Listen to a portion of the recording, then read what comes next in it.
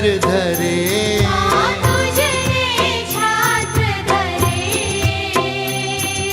सूर असुर जिने पन्नग, सूर असुर जिने पन्नग, मानव चरण ढले।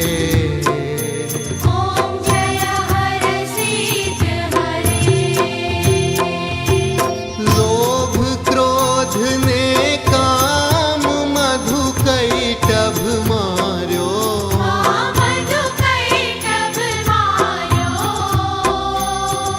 सर्व जगत नी जननी, सर्व जगत नी जननी, जग भय विदार्यो।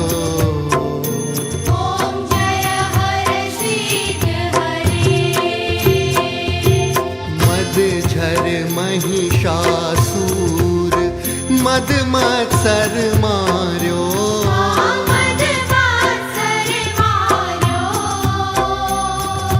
तिमिरासुर विदारी, तिमिरासुर विदारी, जलहल पूंज भर्यो।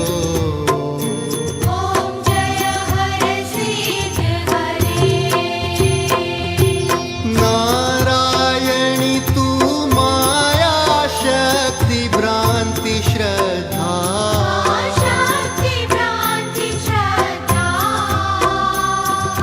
क्षुधा बुद्धि चैतन्य, क्षुधा बुद्धि चैतन्य, विलसति महमाया।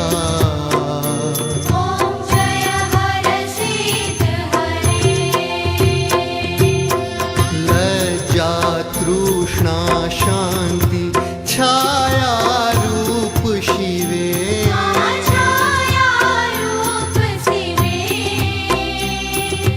लक्ष्मी श्रुति ने कांति, लक्ष्मी श्रुति ने कांति, दया तुष्टि रमणे।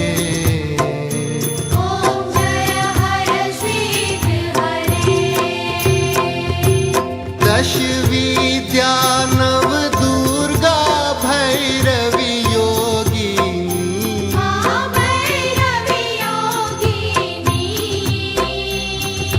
तारे कोटि अंगे, तारे कोटि अंगे, तूज छो तुझ मां।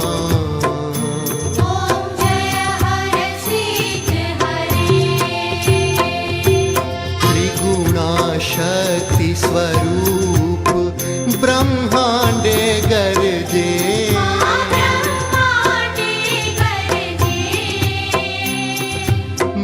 मातृरूप धरी मां, मातृरूप धरी मां, त्रिभुवन उछरंगे।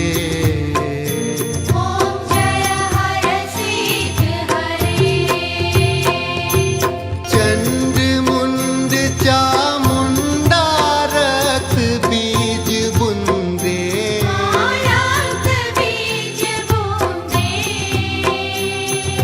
कालिका जगदम्बा, कालिका जगदम्बा, भगवती तू वृंदे।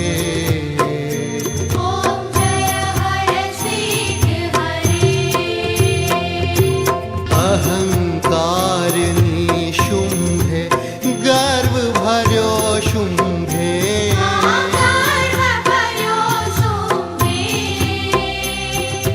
बलि रक्त दंती के, बलि रत्न दंती के, नमोस्तुते दुर्गे।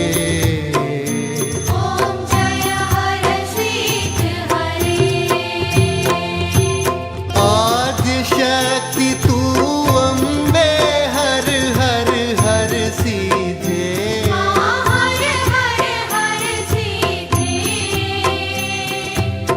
त्रिभुवननी तू त्राता, त्रिभुवननी तू त्राता, शाता सुख दी।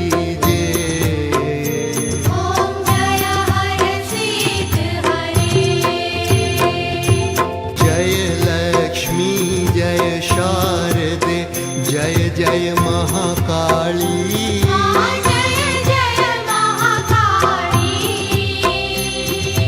जय जय जय हर सिद्ध जय जय जय हर सिद्ध भव दुख तारणी ओम जय हर सिद्ध हरे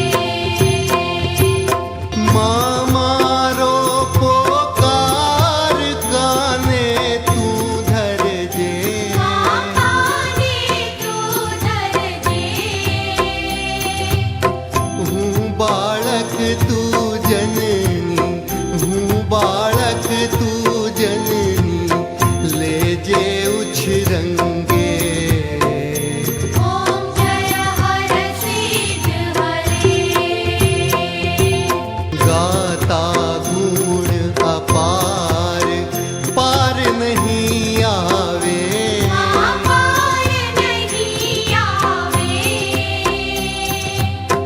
केवल शीश नमावे केवल शीश नमावे जयंती मुख भावे ओम जय हर सिद्ध हरे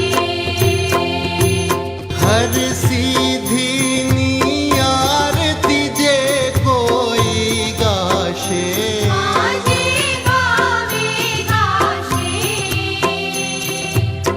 सुख संपत घर आवे सुख संपत घर आवे कैलाशे जाशे माँ दुख संकट हर्षे ओम जय हर सिद्ध हरे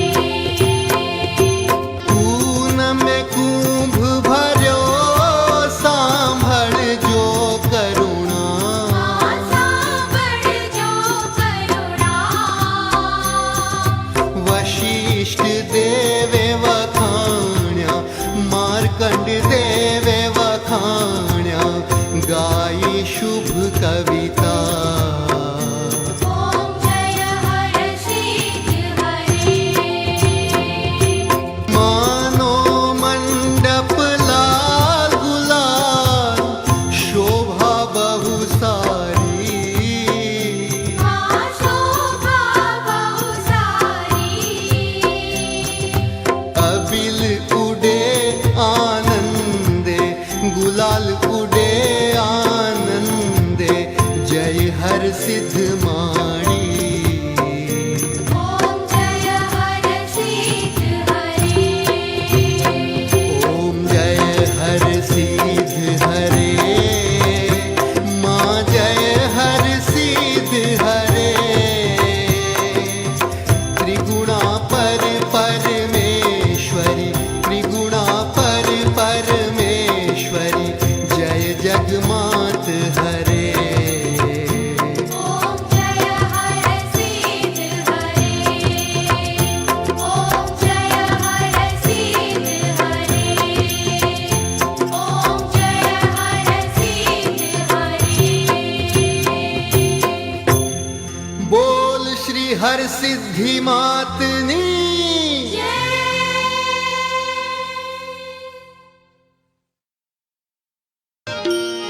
हे झूठूं बोलाय नहीं खोटूं लगाय नहीं झूठूं बोलाय नहीं खोटूं लेवाय नहीं अवरू जलाय नहीं हो माया चे दुख मां गुरुजी नामनी हो माड़ा छे लोकમાં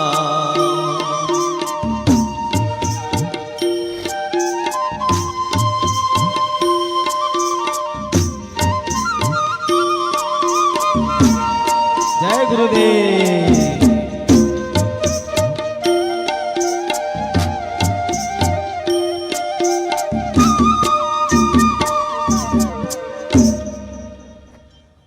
ગુરુના આજ્ઞાનું પાલન કરજો.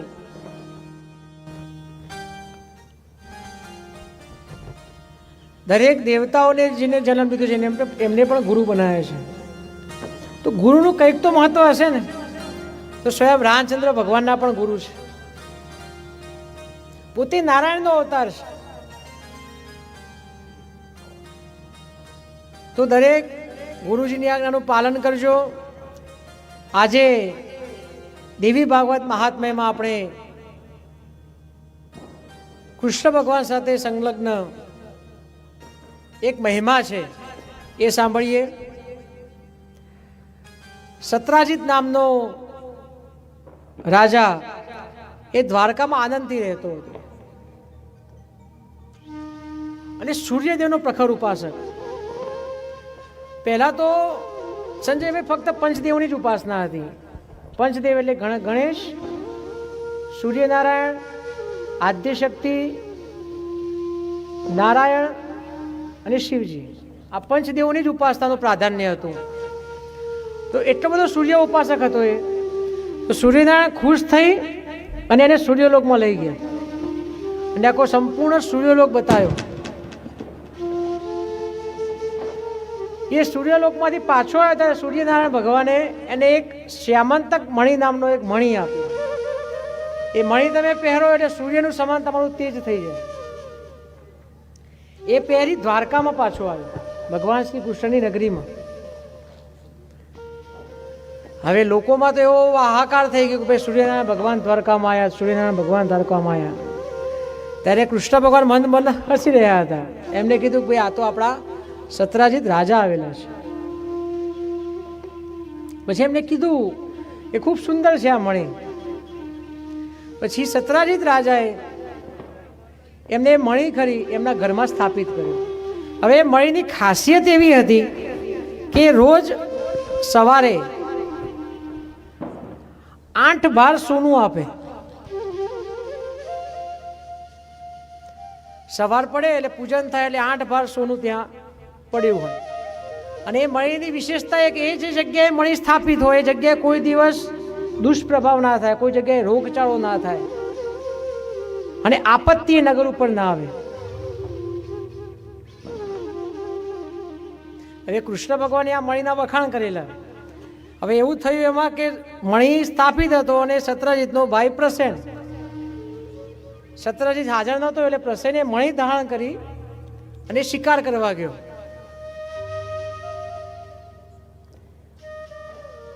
શિકાર કરવા ગયો એટલે સિંહનો શિકાર એ પોતે થઈ ગયો. એટલે મણિ એ સિંહે મોઢામાં મૂકી અને જંગલમાં દોટ મૂકી. હવે આ મણિ ખરો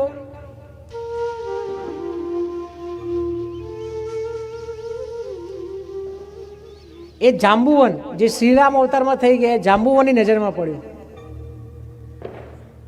તો જાંબુવનને એમ થયું કે આ સિંહ જોડે જો હું મણી લઈ લઉં તો આપણા દીકરાઓ જે છે બધા રમશે ને ખુશ થશે. તેને સિંહનો શિકાર કર્યો અને એ મણી લઈ ગઈ અને ગુફામાં લઈને દીકરાઓને આપી દીધું. હવે અહીંયા પ્રસેન ભાઈ પાછો ઘરે ના પડ્યો એટલે સત્રાજીને ચિંતા થઈ. અને પછી અહીંયા વાત એવી આવે છે કે અફવા ઉડી નથી, અમુક વખત જુદી જુદી અફવા ઉડી જતી, કંઈ હોય નહીં તો પણ લોકો આપણા વિશે અમુક અફવા ઉડાડી દે. એવી અફવા ઉડી કે ભાઈ આ કૃષ્ણની નજર આ મણિ ઉપર હતી એટલે આને મારી નાખ્યો છે, આને ચોરી લીધું છે. હવે વિચાર તો કરો કે કૃષ્ણ ભગવાનને જો આવા બધા, અને પાછું કહેવાવાળું કોણ? એના જ નગરવાળા દ્વારકાવાસી એવી અફવા ઉડાડી. તો કૃષ્ણ ભગવાને એમ થયું કે આ કલંક તો દૂર કરવું પડે. માખણ ચોર જુદી વસ્તુ છે ને આ ચોરી જુદી વસ્તુ છે રાજા તરીકે. તો નગરવાસીઓને લઈને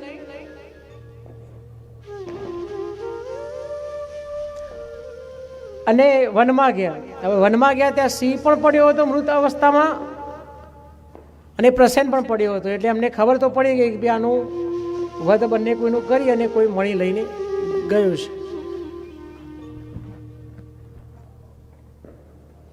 પછી આગળ જતા એક ગુફા દેખાઈ એટલે ભગવાનને એમ થયું કે આ મારા નગરજનોને સૈનિકોને ગુફામાં શું હોય શું નહીં, ત્યાં કરતાં હું એકલો જઉં. નગરવાસીઓને કીધું કે હું ના આવું ત્યાં સુધી તમે અહીંયા ઊભા રહેજો.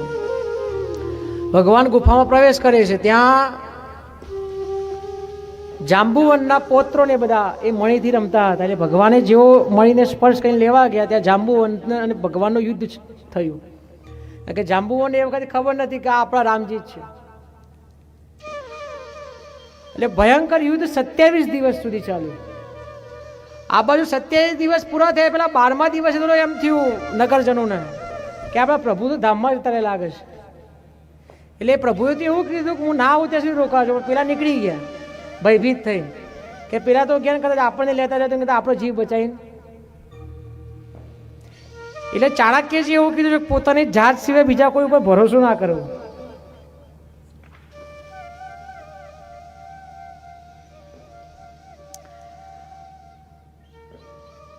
હવે સાહેબ મા બાપનો જીવ તમે જુઓ, ખબર છે પોતાનો દીકરો નારાયણનો અવતાર છે, ત્યારે નગરજનો પાછા એમ કીધું કે ભાઈ કૃષ્ણનું તો કંઈક અંદરથી ગર્જના આવીને પછી કૃષ્ણ ભગવાન બહાર જ નથી નીકળ્યા. એટલે માતા પિતાને વસુદેવને એમને ચિંતા થઈ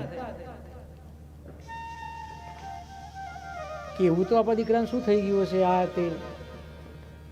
અને આટલી ચિંતામાં હતા એટલામાં આપણા ટેલિપેથી કહેવાય ને, પેલા આપણે અત્યારે જે ફોન ઉપર વાત કરીએ છીએ એ વખતે એક જણનું કામ એવું હતું કે આખા દેવતામાં જેટલા સમાચાર એકબીજાને આપવા એટલે ન્યૂઝ ચેનલ નારદજી ત્યાં આવી ગયા.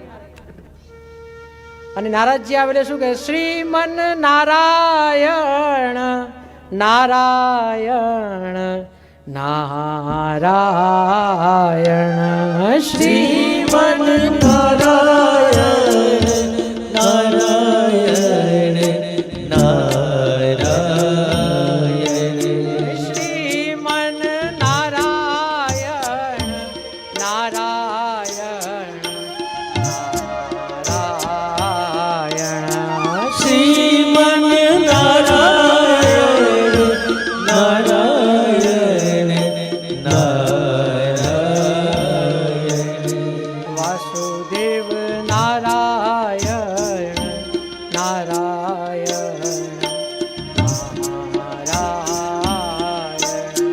વસુદેવ નારાયણ નારાયણ નારાયણ. નારદજી એને કહે વસુદેવ શાની ચિંતામાં છો તમે આટલા બધા? ત્યારે વિસ્તારપૂર્વક વાત કરી કે હે નારદજી, આમાંથી નીકળવાનો કોઈ રસ્તો બતાવો અમને.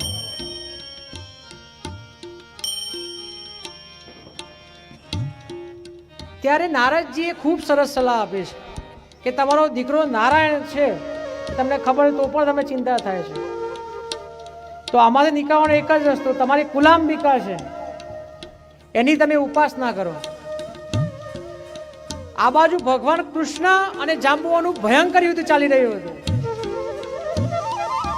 આગળ જાંબુવન પર શ્રી રામ અવતારના મહાવીર હતા અને ભગવાન પોતાના ભક્ત ઉપર પ્રહાર કેવી રીતે કરી શકે? એટલે ભગવાન ફક્ત ખાલી પોતાનો બચાવ કરતા હતા, પ્રહાર નતા કરી શકતા. નારદજીની સલાહથી નારદજી પોતે જ વ્યાસપીઠ ઉપર બેસી 9 દિવસ સુધી જેમ આપણે યજ્ઞ કરાવીએ છીએ એવી રીતે સંસ્કૃતમાં દેવી ભાગવતના 18,000 શ્લોકોથી પારાયણ ચાલુ કર્યું. એવામાં છેલ્લા દિવસે પૂર્ણાવતીના દિવસે ભગવાનના મુષ્ટિ પ્રહારથી જાંબુવન બેભાન થઈ જાય છે અને જાંબુવનથી ભગવાનને ધક્કો લાગી જાય છે. જેવા ચરણવિંદ જોયો છે જાંબુવન એટલે એને મગજમાં તરત જ લાઈટ થાય છે કે આ તો પ્રભુ શ્રી રામના ચરણવિંદ છે. કારણ કે ભક્ત પોતાના પ્રભુના ચરણવિંદ કોઈ દિવસ ભૂલતો નથી. પછી તો ક્ષમા માગે છે કે પ્રભુ મને ક્ષમા કરજો, મારી ભૂલ થઈ ગઈ છે. તમે તો રામ અવતારના આજે કૃષ્ણ અવતાર ધારણ કર્યા છે, તો મારાથી ભૂલ થઈ, કયા કારણસર તમે અહીં આવ્યા છો? એટલે કે મને આવું કલંક લાગેલું છે, આ મણી હું લેવા આવ્યો છું. તો જાંબુવન કે મણી તો આપું, પણ મારો હવે ઉદ્ધાર કરવાનો છે તમે. તો કૃષ્ણ ભગવાનની 8મી પટણી કોણ? જાંબુવતી. તો જાંબુવને એવું કીધું કે મારી દીકરી છે, એના જોડે તમારે વિવાહ કરવા પડશે. તો ભગવાન એને વરે છે અને મણી લઈ અને આ બાજુ નારદજી દ્વારા એવી ભાગવત કથાનું વ્રતનું ઉત્થાપન થતું હતું અને આ બાજુ દ્વારકા નગરીમાંથી ભગવાન કૃષ્ણ જાંબુવતી લઈ અને પાછા આવે. આ ફળ છે એવી ભાગવતનું કે જેને ભગવાનને પણ પોતાના કલ્યાણ માટે, કેમ કે એવું કહેવાય છે કે યા દેવી સર્વભૂતેષુ માયા રૂપેણ સંસ્થિતા નમસ્તસ્ય નમસ્તસ્ય નમસ્તસ્ય નમો નમઃ. માયા ખરી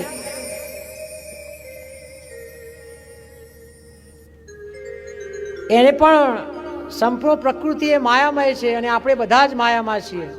ભગવાન ઉપર પણ માયા લાગે છે.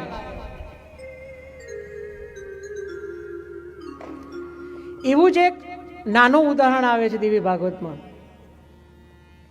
કે સંકલ્પ, આપણે મહારાજ દરેક યજ્ઞમાં સંકલ્પ કરાવતા હોય છે, એમાં જો ભૂલ થાય તો શું કહેવાય છે?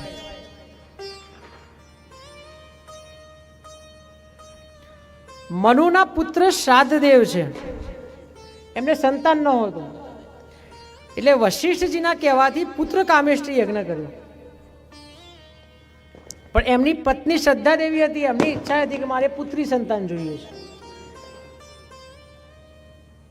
એટલે શ્રાદ્ધદેવને ખબર ના પડે એ રીતે એ બ્રાહ્મણોને જઈને એવું કહી આવ્યા કે મારા પોતાને પુત્રી સંતાન જોઈએ છે. શ્રાદ્ધદેવને ખબર નહીં. આ બાજુ બ્રાહ્મણોએ યજ્ઞ ચાલુ કરીને સંકલ્પ પુત્રી રત્નનો કરાવડાવ્યો. સમયાંતરે મૂળ ઋષિ મુનિઓનું તપ અને એમાં બી વશિષ્ઠ ઋષિનું તપ જોડાયું અને પુત્રી સંતાનની પ્રાપ્તિ થઈ. એટલે શ્રાદ્ધદેવ નિરાશ થઈ ગયા. પુત્રી સંતાન નિરાશ ના થયા કે ગુરુદેવ આપણે સંકલ્પ પુત્રનો કર્યો હતો ને આ પુત્રી કેવી રીતે પ્રાપ્ત થઈ? શું આપણો સંકલ્પ અવળો પડ્યો? તો વશિષ્ઠજી તો જ્ઞાની હતા, તો એમને તરત જ ધ્યાન લગાવ્યું અને જોયું. પછી એમને વાત કરી કે તમારા પત્નીની ઈચ્છાથી આ થયું છે, પણ આચાર્ય હું હતો તો હું મારું તપોબળ તને અર્પણ કરીને તારા જે પુત્રી છે એને હું પુત્રમાં રૂપાંતરિત કરું છું. તો એમને તપનું અર્જન કર્યું ને આ બાજુ શ્રાદ્ધદેવના પુત્ર છે એ પુત્ર થયા. અને પછી તો વશિષ્ઠજીના આદેશથી ખૂબ ભણ્યા અને ખૂબ વિદ્વાન થયા અને ખૂબ વૈભવશાળી રાજા થયા. અને એનું નામ રાખ્યું સુદ્યુમ્ન. અને પંડિત પણ હતો અને મહાજ્ઞાની પણ હતો. પણ નસીબ નથી કહેતા કે નસીબમાં લખેલું હોય એ જ થાય. હવે થયું એવું કે એક દિવસ આ સુદ્યુમ્ન શિકાર કરવા જંગલમાં જાય છે. હવે જંગલની પહેલાની જે ઇતિહાસ હતો એવો હતો કે ત્યાં જે તે વખતે જંગલ એવું હતું અને પાર્વતી વિચરણ કરતા હતા. ત્યાં વિચરણ કરતા કરતા એકદમ અઘોરોની ટોળી આવી છું, બમ બોલે બમ બોલે બમ બોલે કરી. એટલે પાર્વતી માતાજી શિવજી ઉપર ગુસ્સે થાય છે કે આપણે કેટલાય દિવસ આપણે નથી જતા, આપણે ધારો કે કોઈ જગ્યાએ ફરવા જઈએ બહેનો સાથે અને એમાં બી તમારા બિઝનેસના કોઈ ફોન આવે એટલે બહેનો શું કે સ્વિચ ઓફ કરી દો ને, અઠવાડિયામાં એક વખત મળો છો એમાં પણ. તો એવી રીતે શિવજીએ પાર્વતીજીનું માન રાખવા માટે જંગલને એવો શ્રાપ આપ્યો કે આ જંગલમાં આજથી જે પ્રવેશ કરે એ સ્ત્રી થઈ જશે, એટલે તમને સંકોચ નહીં થાય. હવે જો કુદરત રાઉન્ડ નથી કહેતા, સર્કલ, આપણું કર્મ આપણને ગોળ ગોળ ફરીને આપણા જોડે જ આવે. હવે થયું કે આ સુદ્યુમ્ન આ જંગલમાં શિકાર કરવા જાય છે ઘોડા ઉપર. હવે જેવો જંગલમાં પ્રવેશ કરે છે એટલે ઘોડાનો ઘોડી થઈ જાય છે અને જે સુદ્યુમ્ન છે એ સ્ત્રી થઈ જાય છે. એટલે પાછા વશિષ્ઠજીને તકલીફ પડી કે આપણું આટલું બધું તપોબળ આપેલું વ્યર્થ જતું રહ્યું હતું. પછી પાછા ભોળિયાનાથને યાદ કરે છે અને સ્તુતિ કરે છે. ત્યારે ભોળાનાથ પ્રગટ થાય છે કે ભાઈ આ મારું કામ નથી, તમે આદ્ય શક્તિને મનાવો અને એ કદાચ આશીર્વાદ આપે તો નારીનું નર એ કરી શકે. ત્યારે પણ એવું કહેવાય છે કે વશિષ્ઠજીએ દેવીનું ધ્યાન કરી દેવી મહાયજ્ઞ કર્યો, એમાં પણ દેવી ભાગવત પુરાણનું પારાયણ કરીને આપણે જે મહાયજ્ઞ કરીએ છીએ એવો યજ્ઞ કર્યો, અને એ જે સ્ત્રી રૂપી પ્રદ્યુમ્ન હતો એને પુરુષ બનાવ્યો. એટલે જ આપણે બહુચર બાવનમાં એવું કહેવાય છે કે નારી નોતે કીધો નર, નામ કીધું જગમાં અમર. નારીમાંથી નર જો કરી શકે એ માં બહુચર કરી શકે, ને બહુચર એટલે કોણ? બાલા ત્રિપુર સુંદર યાદ શકે. તો આવા તો ઘણા બધા માના પરચા છે. દેવી ભાગવતના માના તો ગુણગાન આપણે ગાવામાં અસમર્થ છીએ, પણ હવે 7 દિવસ સુધી આપણે આવી રીતના ગુણગાન ગાવાના છે. આ તો તમને 2 દિવસનો મહિમા કીધો કે દેવી ભાગવત, આવા તો ઘણા બધા મહિમા અંદર ઉલ્લેખિત છે, પણ આપણે દેવી ભાગવત સત્સંગ રાખેલો છે. દેવી ભાગવત પારાયણ કરવું હોય તો 9 દિવસનું નવાયન પારાયણ થાય, પણ આપણે ફક્ત માના જે મુખ્ય ગુણલા છે કે જે આપણા જીવનમાં ઉતરવા જેવા છે એનું જ આપણે પારાયણ રાખેલું છે. પછી એવું કહેવાય છે, આ સ્કંદમાં એવું કહેવાય છે કે દેવી ભાગવતના નિયમો બતાવેલા છે કે દેવી ભાગવત જો તમારે કરવી હોય તો આ રીતનો મંડપ સજાવો, આ રીતનું આપણે જેમ આયોજન બધું કર્યું છે એ રીતનું મંડપો, પછી નિયમો બતાવ્યા છે. जय माताजी। श्री आशापुरी माताजी मंदिर ट्रस्ट रुस्तमपुरा सूरत द्वारा आयोजित चैत्री नवरात्रि महोत्सव अंतर्गत सर्वे कल्याण अर्थे अंतरराष्ट्रीय कथाकार परम पूज्य श्री भरत राम भक्तना श्री मुखे वहशे श्री नरसिंह चरित्र कथा कथा तारीख 30/3-6/4/2025। कथा समय दररोज रात्रे 9 થી 12 કલાક સુધી। कथा स्थल श्री आशापुरी माताजी मंदिर रुस्तमपुरा मेन रोड म्युनिसिपल तरण